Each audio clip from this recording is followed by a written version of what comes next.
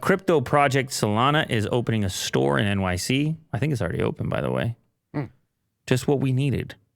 By the way, that's a very luxurious looking shopping center. For a digital cryptocurrency, what do you think they sell in there?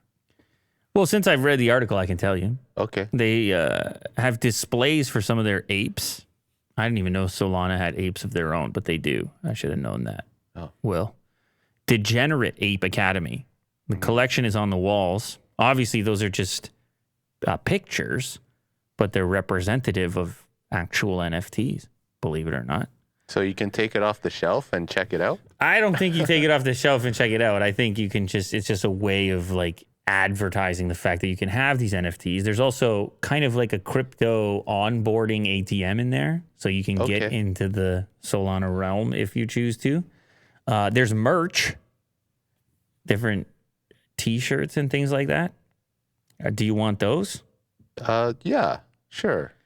Yeah, so these different shirts would have crypto-specific meme-type content on them, labeled with phrases commonly used in the crypto community, like WAGME, as well as degen, not financial advice, and probably nothing.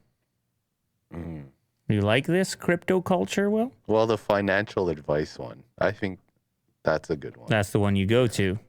Well, this is not going to be a cheap store to have. This shopping center that it's in Manhattan costs a few bucks. It's over in Hudson Yards, and so I guess Solana has the cash. I don't think they're too worried about it. The Solana Spaces CEO said Solana team's main goal is to onboard onlookers and educate anyone new to the crypto space. So just get more people, wallets, get them in here. Yeah. Let them be part of the cool club.